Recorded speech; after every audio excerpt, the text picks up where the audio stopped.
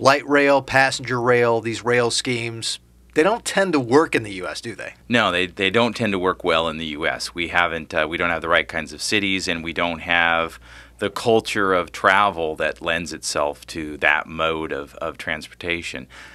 You know, I always think that I pose to people a thought experiment. Think, if you can, of anything out there in your life where we have said, oh, you know that thing we used to do 100 years ago? That's way better than what we're doing now. We need to go back to that. You know, let's go back to 100-year-old cameras. No. Let's go back to 100-year-old medicine. No. Let's go back to 100-year-old housing. No. Wait, nothing. There's nothing where we want to go back to the technology of 100 years ago, except in transportation, where there's this romantic notion that we should go back to the technology that worked great 100 years ago and give up the superior technology we've developed in the meanwhile.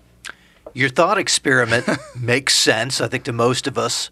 So why is there that disconnect? Because there are a lot of people who think, ooh, you know, train, travel, passenger rail, that sounds like a good idea, especially with all this congestion we're dealing with and all the people moving to the area. Why do we have this disconnect?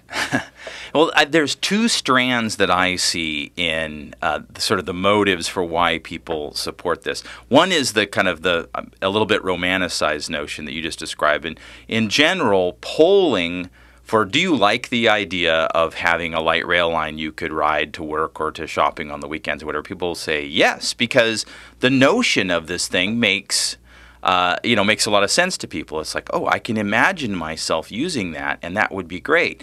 That doesn't line up with what actually happens. So then a city builds it, and inevitably, almost without fail, in dozens and dozens of systems built around this nation, the number of people who actually then proceed to ride the train falls way short of the people who were polled who said they would ride the train, because reality has this nasty way of interfering with our romantic notions of the world.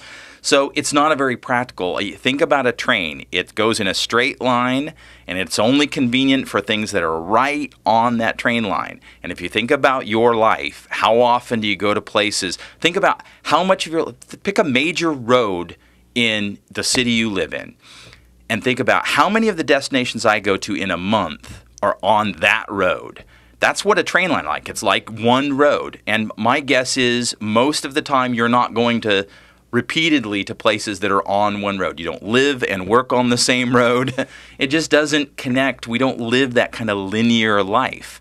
So it doesn't match reality. And then there's the other track of support for light rail, which is a straightforwardly, look, cars are just evil. They cause pollution, they cause congestion, they cause sprawl. They are the root of so many environmental and social problems. Therefore, we need to go back to this 100-year-old technology because the new technology we've invented is bad, and I have a crusade against it.